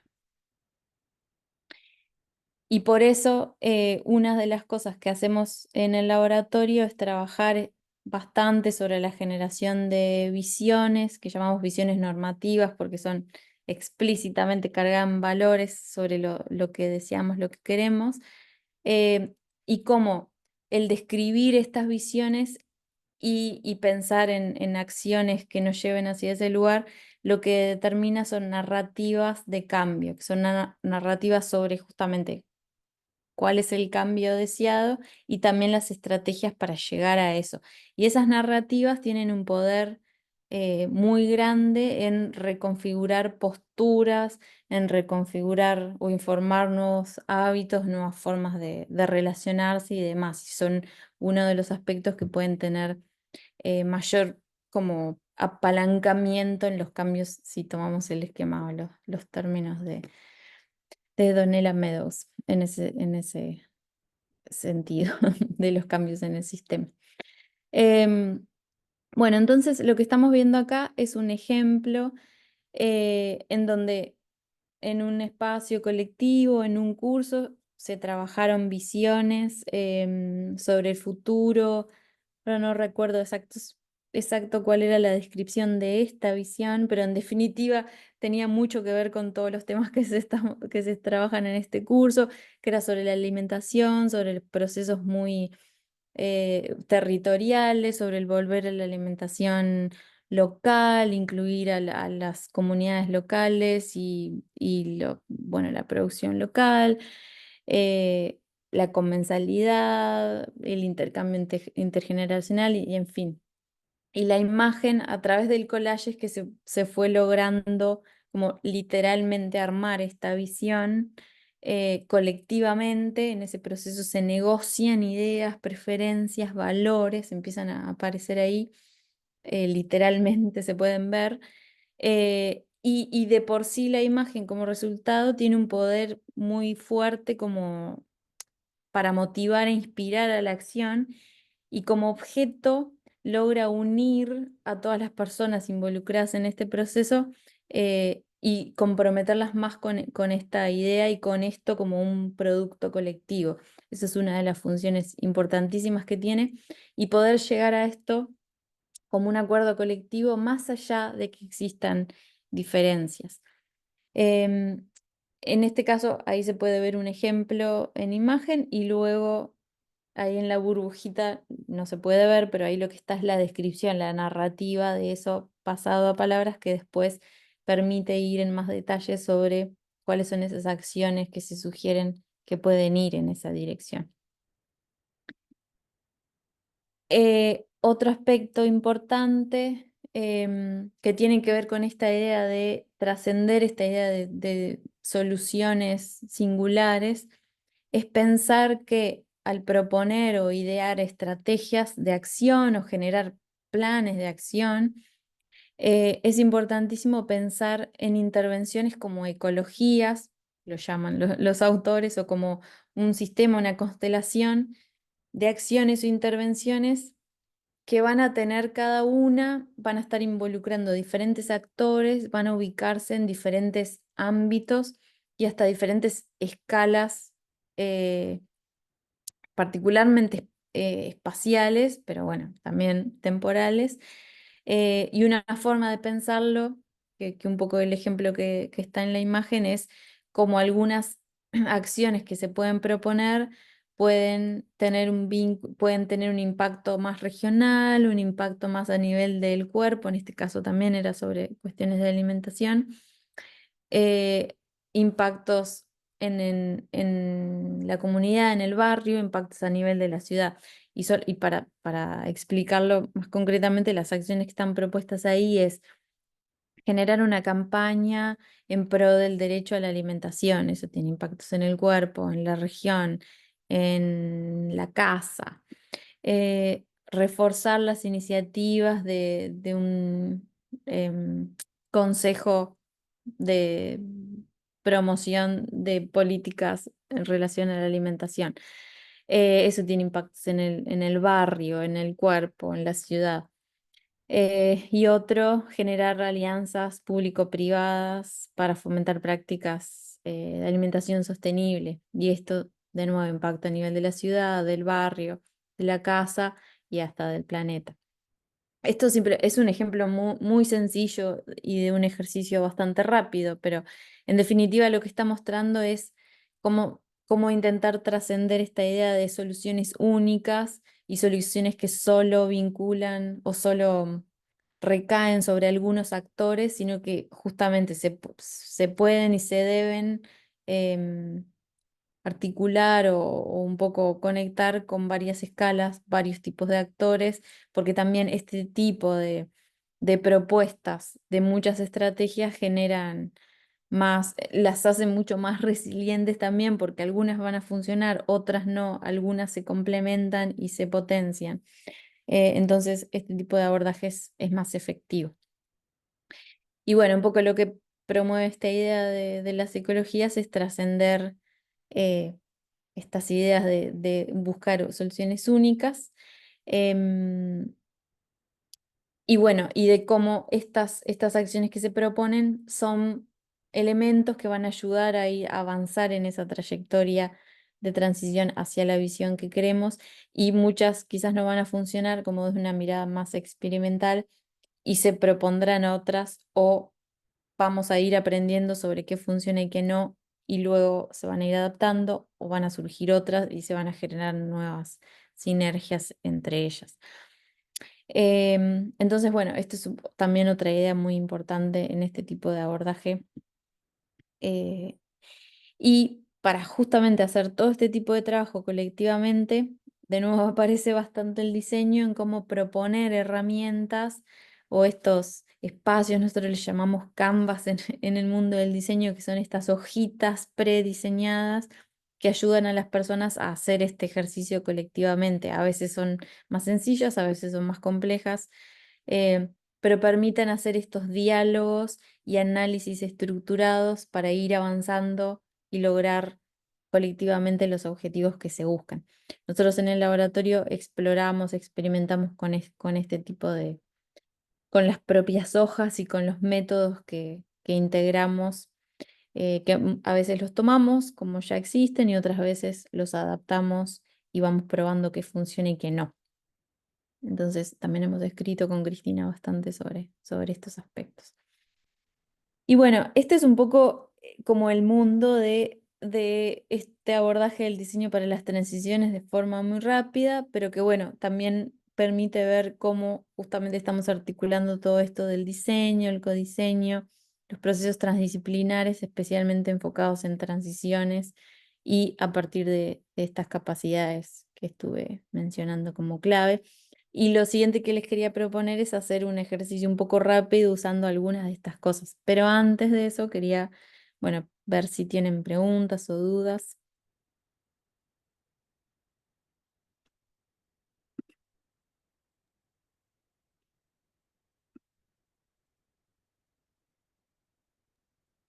Yo iba a preguntar, pero me parece que hacia el final me respondí o me respondiste a través de una de las diapositivas. Es decir, cuando hablabas de collage, hablabas de la técnica artística de generar un collage, ¿no? Entre personas. Sí, es eso. Es utilizar esa técnica para recabar información. Ajá. Sí, sí, literalmente es eso. A veces lo usamos también de forma más metafórica, pero usamos el collage como técnica, Ujú. como Ajá. método que viene de las artes. Y que es muy efectivo para muchas de estas cosas. Ah, nunca lo había pensado, pero tiene sentido. Ah, yo estudié algo en gestión ambiental y hacían, o sea, tuve así algunas exposiciones sobre técnicas para hacer trabajar a los grupos, digamos, para guiar, ese tipo de cosas. Y esta no lo había visto, me parece como muy, muy interesante y muy bien abordado desde la teoría. Me queda así duda de cómo lo llevas a cabo. Me imagino que hay todo un grupo de lo que comentás diseñando esto para ver hacia dónde orientar, ¿no? Qué tipo de gente participa. Y también o sea, vos hablas del proceso del codiseño y la coproducción en toda la transición y también me imagino que para momentos dados, o sea, para reuniones claves, para ir guiando esa transición, si es que me lo imagino bien, porque bueno, es un marco teórico muy complejo. Sí, sí, te lo imaginaste bien. Y sí es complejo. De alguna forma sintetiza muchísimas cosas que existen en varios ámbitos. Y la forma de aprenderlo es probarlo en la práctica, es la mejor forma. Sí, Néstor. Sí, hay un aspecto que me parece muy interesante subrayar de tu exposición, Silvana, es justamente el papel de la construcción de las visiones compartidas, ¿no? Porque es un proceso que, digamos, resulta clave porque en definitiva es una exploración de aquellos espacios donde existen acuerdos, ¿no? Este, y, y realmente poner esfuerzo ahí por más tiempo que lleve, eh, eh, resulta fundamental. Y en esa reflexión también hay otro desafío muy relevante y es cómo, digamos, cómo queremos incorporar el futuro, ¿no? Si, porque generalmente lo que hacemos es tratamos de predecir o de alguna manera anticiparnos a algo que viene ahí adelante y de alguna manera cómo nos podemos adaptar y no lo pensamos tanto en términos de cómo, a qué lugar queremos llegar, ¿no es cierto? Y de alguna manera transformar la realidad y el futuro que estemos pensando, ¿no? Son dos aproximaciones muy distintas de si uno quiere adaptarse, digamos, a algo que entiende que va a suceder allá adelante, o si uno quiere construir eso que está ahí adelante, ¿no? Sí, exacto. Y las dos miradas son útiles y pueden ser complementarias. Es más, en muchos casos pueden resultar cosas muy poderosas de tener las dos miradas en un mismo ámbito. Pero el hecho es que es de esta mirada proactiva y casi que activista, que en definitiva resuena mucho el abordaje de la agroecología, que tiene este tipo de abordaje de identificar hacia dónde se quiere ir. Hacia dónde se quiere ir está bastante claro y después, bastante claro en términos generales, en las cosas más a detalle no tanto. Pero bueno, luego el trabajo es ver cómo se llega hacia ahí. Y por eso es importante partir desde esa mirada proactiva. Perfecto. Cristina, adelante, adelante. Sí, sí, yo quería señalar, creo que después de la última intervención, no es que, o sea, los que estamos trabajando con estas metodologías estamos pensando las metodologías y cómo mejorarlas, sino que lo que nos centramos, sobre todo, como dijo Silvana, son en las capacidades y en ese proceso de construcción de posibles, bueno, soluciones o acercarnos a una solución. Y en ese proceso siempre se señala la importancia de tener una visión sistémica de un problema, que es un poco lo que nosotros trabajamos en los pequeños grupos, porque en general cada uno tiene una visión sobre el problema y cómo lo visualiza. Entonces, en estos procesos lo que tratamos es justamente de fortalecer el diálogo y cuanto más diverso es el grupo, mayor capacidad y creatividad va a tener para abordar sistémicamente las diferentes dimensiones económicas, sociales, políticas de un problema, identificar las causas profundas que son esos marcos interpretativos que muchas veces los tenemos de nuestra propia formación universitaria, tenemos diferentes marcos de cómo vemos el problema, ¿no? Entonces ahí eso es trabajar esa visión más sistémica del problema y construir justamente esa visión de futuro, ¿no? Esa visión conjunta que generalmente en nuestro proceso lineal, cartesiano, de cómo fuimos formados, nos cuesta muchísimo pensar sistémicamente, generar visiones a futuro, ¿no? Y después, bueno, intervenir en la misma, ¿no? Por eso es un pensamiento orientado a la acción, ¿no? Y que esto no solamente se puede generar en pequeños grupos, en un pequeño programa, como en acciones mucho más a nivel de programas de gobierno, ¿no?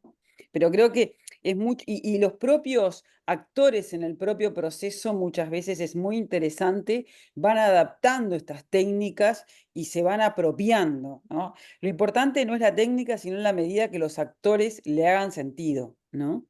Y yo creo que es esa co-construcción, esa construcción de diálogo, que es lo que tanto nos cuesta, ¿no? O sea, desde que vienen de la agronomía, de las ciencias sociales, que para abordar estos problemas necesitamos el conocimiento de todos, el conocimiento tácito y científico, y eso es un gran desafío para el siglo XXI. Entonces, es una pequeña contribución de arena a tratar de entender esta visión más sistémica de los problemas y buscar posibles soluciones que siempre nos vamos a ir aproximando, nunca vamos a tener, ¿no?, una solución, pero sí ir aproximándonos. Sí, gracias, Cris. Si querés, Silvana, procedemos a dividirlo en grupitos unos minutos. Sí. Explica tú la consigna, adelante. Sí. Voy a explicar rápidamente y aviso que no se preocupen porque es como una especie de meter el dedito en el agua con esto para ver un poco qué pasa, para que lo experimenten mínimamente. Entonces, les voy a mostrar, les voy a compartir un enlace para ir a un Miro, que no sé si ya todos han tenido experiencia en trabajar en esta plataforma.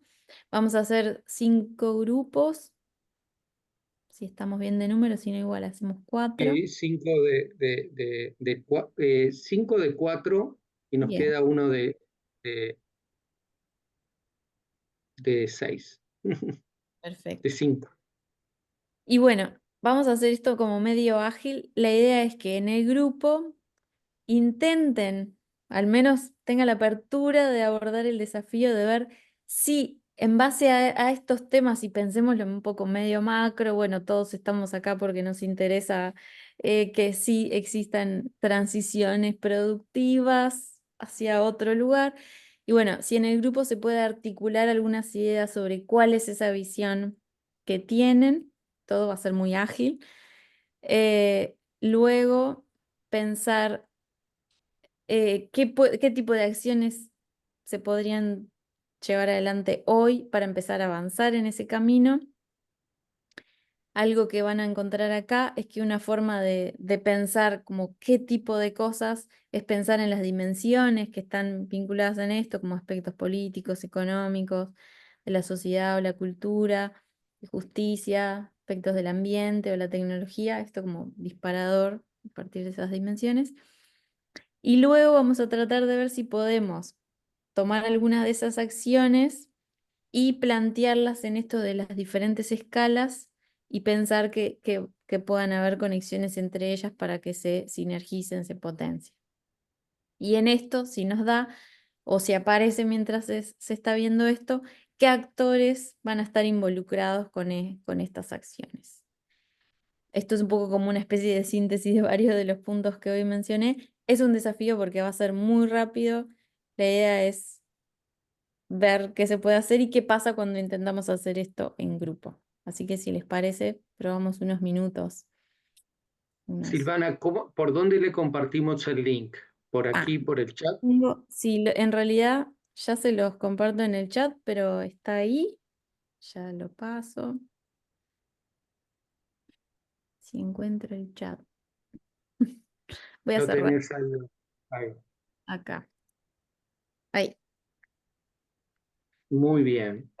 Por favor, copien esa dirección del chat porque los vamos a dividir al azar. ¿Ah? ¿Y qué tiempo le damos? Y unos 7 minutos, más o menos. Muy bien, muy bien. Va a tener que ir muy rápido en los consensos. Muy bien. Bueno, espero copien el link y ya los vamos a dividir al azar. A las 7 en punto, por favor, regresen a la sala principal. ¿Ah?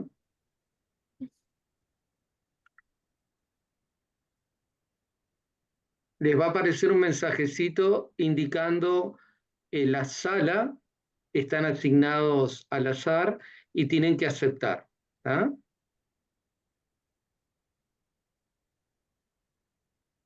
Abrimos todas las salas. Perfecto.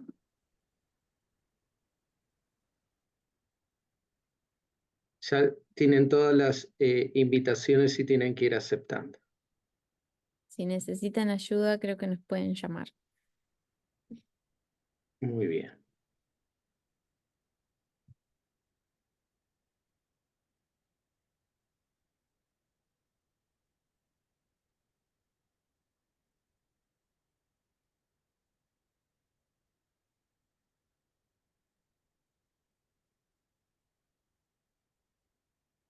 Nos faltan algunos casos aceptar como Damián, Collazo, Victoria, Chenique, muy Pedro. bien, Pedro Franceschi también,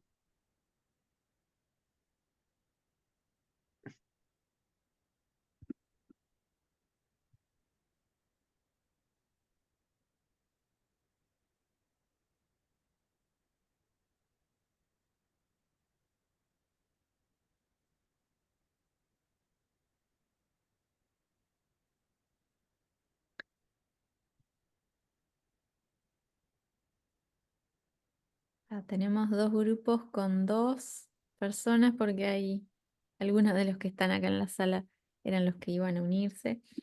Lo que voy a hacer es entrar a esas a ver si, Dale, perfecto. si acaso.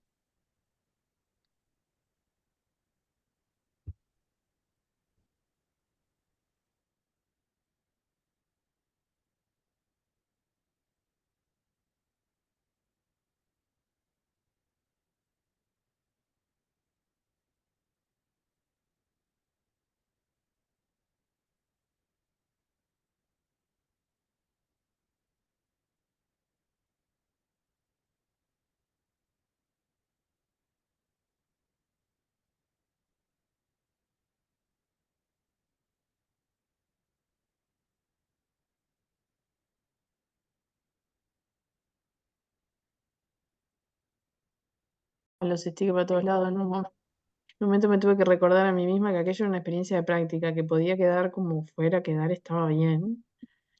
Porque claro, además había gente que estaba con el celular y llevaba y traía las cosas, las achicaba, las agrandaba, las apretaba, pero estuvo buenísimo, se animaron a meter mano. Ay, Sí, saben que yo salí sin querer de la sala. Me salió el cartelito y apreté y me salí de la sala. No se preocupen que nos trajimos a toda la fuerza. Hablando de la tecnología. sí. Bueno, la idea ahora era ver un poco como las impresiones, en general comentarios y preguntas, pero también las impresiones de esto, que era un desafío casi imposible En el tiempo dado, no significa que sea imposible, imposible. en el tiempo. Pero bueno, ¿qué les pareció también? O si esto trajo un poco algunas otras reflexiones o un poco algunas cuestiones que estuve contando hoy, que fue un poquito de todo.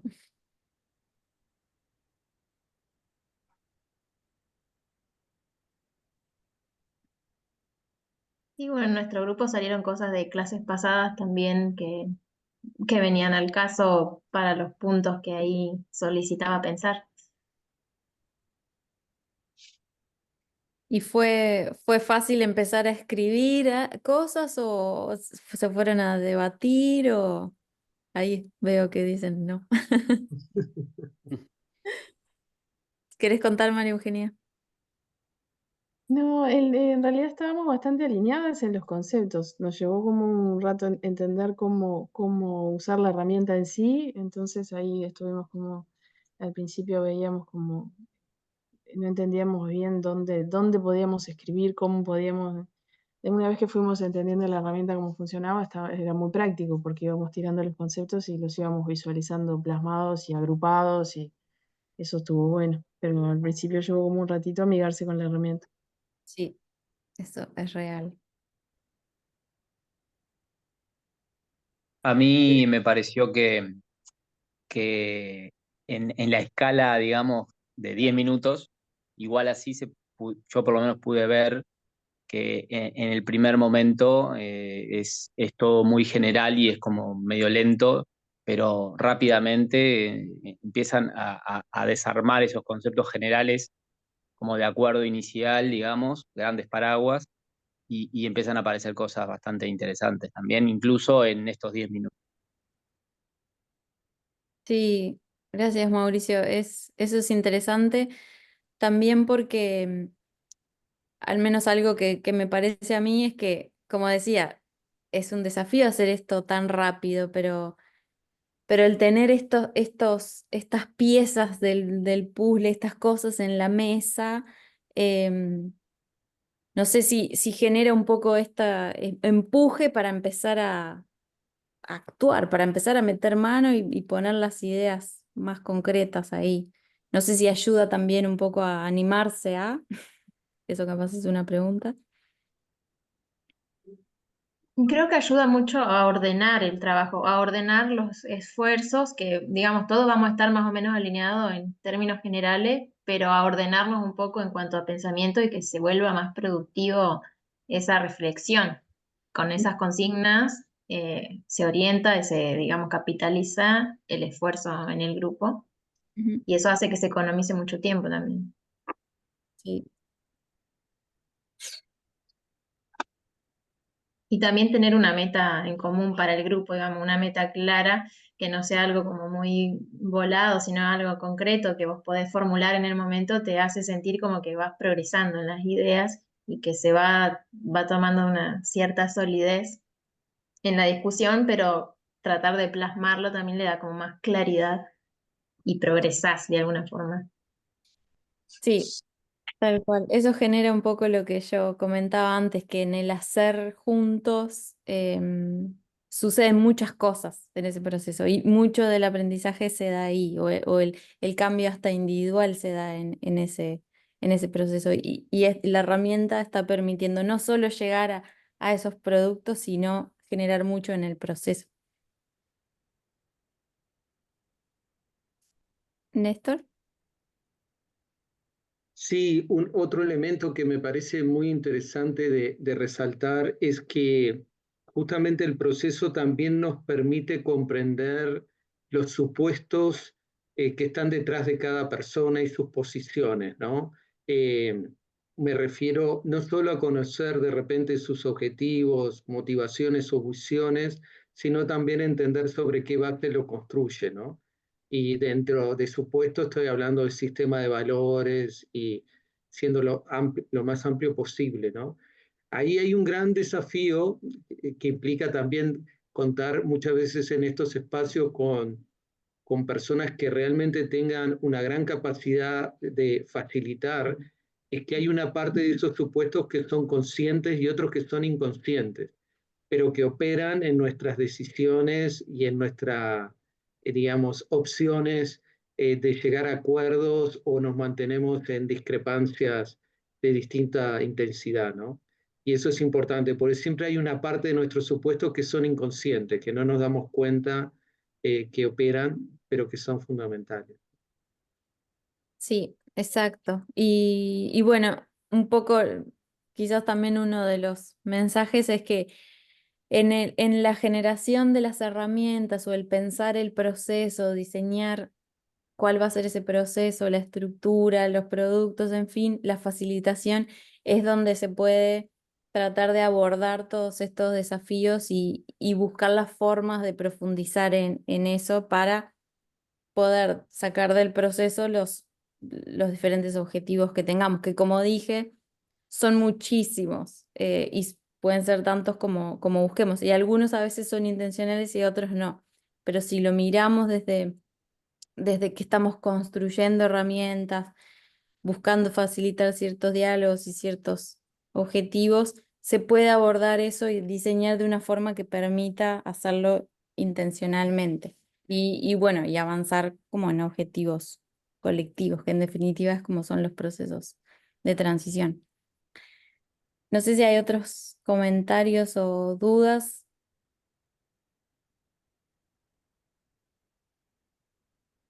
Esto fue más La como cosa que me pareció interesante es esa estructura de los objetivos y las acciones y que se vieran como en un mismo plano, porque en general las acciones no siempre tienen coherencia con los objetivos y a veces cuando los visualizas juntos te resulta como más, más como que vas aprendiendo, te vas dando cuenta, digamos, de que vos mismo de repente la idea la tenías en tu cabeza dando vueltas y no estaba como bien estructurada y la ves plasmada y te ayuda. sí. Sí, tal cual. Y ahí lo importante de estas herramientas como un apoyo, una ayuda de comunicación, como a nivel individual y colectivo. O sea, nos ayudan a nosotros, nos ayuda al grupo y ayuda para afuera.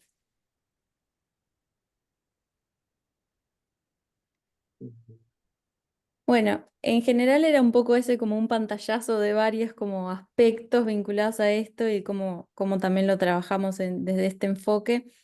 Eh, y bueno, de una forma muy rápida, pero así quizás dejarles algunas ideas o inspiración para buscar más material o para explorar en algunos de estos caminos, o también dejar abierto el espacio para si tienen dudas o quieren profundizar más en alguno de estos temas, bueno, que se contacten con nosotros, con Cristina o conmigo y podemos avanzar más sobre este tipo de conversaciones sobre estas cosas. Así que bueno, muchas gracias Bueno, de nuevo por el espacio. muchas gracias, Silvana, por el aporte. Gracias. Seguimos avanzando. En el resto de la semana les van a comenzar a llegar varias devoluciones de tareas que fuimos secuenciando, y también en los próximos días ya vamos a entrar de cara a lo que es el trabajo final. Así que bueno, ahora se acelera un poco el ritmo en términos de tareas, y seguimos en la trayectoria rumbo hacia la primera semana de octubre. Muchas gracias, Silvana, de nuevo. Muchas gracias también a Alfonso por estar detrás eh, del mostrador, aguantando toda la estructura y la dinámica vinculada a la plataforma. Y bueno, nos vemos el próximo martes. Un abrazo a todos. Gracias, buenas noches. Chao, gracias. Bien.